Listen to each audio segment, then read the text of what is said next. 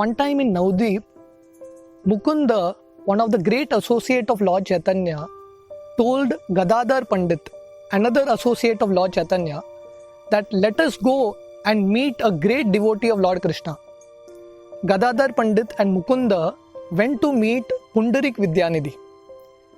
When they met Pundarik Vidyanidhi was sitting on a royal throne filled with red satin and silk pillows, and he was eating pan from a very costly pan box made of jewels, and there were two servants fanning him with peacock feathers. Gadadhar was thinking, how can this be a devotee? He is a materialist fully absorbed in sense gratification. Mukunda, understanding the heart of Gadadhar, began to sing a shloka from the Srimad Bhagavatam, the 10th canto, which explains that even though Putana came to kill Lord Krishna, but because she came in a mood of a mother, Lord Krishna awarded Putana the position of a nurse in the spiritual world. When Pundarik Vidyanidhi heard this glorification of Krishna, he went mad in ecstasy. He started to tear his silken clothes. He started to throw all the gold and paraphernalia around, and he started to go in such an ecstasy that even 10 people couldn't control Pundarik Vidyanidhi. That time Gadadhar Pandit understood how great a Vaishnav Pundarik Vidyanidhi was. And then finally Pundarik Vidyanidhi goes unconscious, and after 6 hours he wakes up. Gadadhar Pandit falls at the feet of Pundarik Vidyanidhi, begging forgiveness for having misjudged this great personality. And then finally, Gadadhar Pandit takes initiation from Pundarik Vidyanidhi. The lesson is, we can never judge a person by the externals. In English, there is a saying, you can't judge a book based on its cover. In the Srimad Bhagavatam, there is the story of Vritrasur, who is a great demon. Even though he is in this body of a demon, internally he is a great devotee of Lord Krishna. No one could understand who Vritrasur was until he started to speak his realizations and his glorification of Lord Krishna.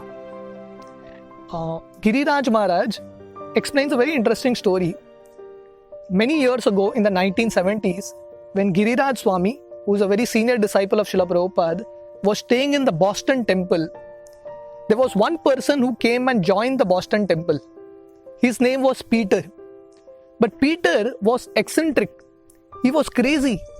Therefore, devotees nicknamed him as Crazy Peter.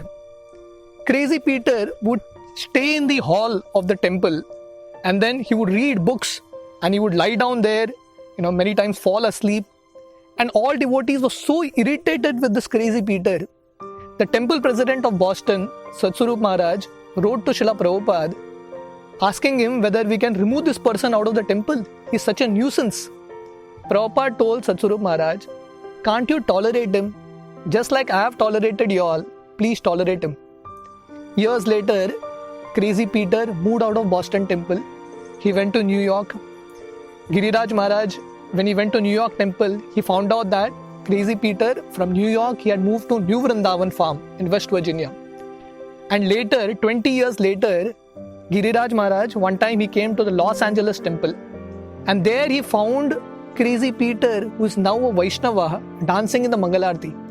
And he asked all the devotees, who is this person? And they all told him, you don't know who he is? He is the great Kushakrit Prabhu. Kushakrit Prabhu is one of the greatest scholars of ISKCON, who has translated so many books, so many scriptures from Bengali and Sanskrit into English. Whoever imagined that this Crazy Peter can become the great scholarly Kushakrit Prabhu? The lesson therefore is, never judge others and give everyone an opportunity. Srila Prabhupada was such a great soul. He could see the potential in everyone, and he actually fanned that potential into a great fire. I would like to end this video with a very beautiful poem written by Mahatma Prabhu, one of a very senior disciple of Srila Prabhupada.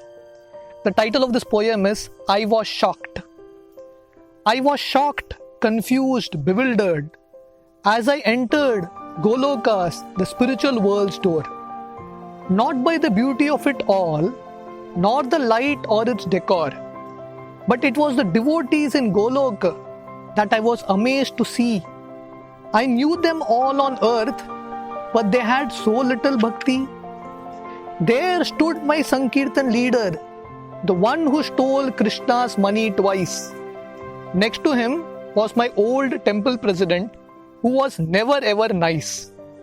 Krishnadas, who never preached, who seemed so insincere, was sitting ecstatically with Krishna, to whom he seemed so dear.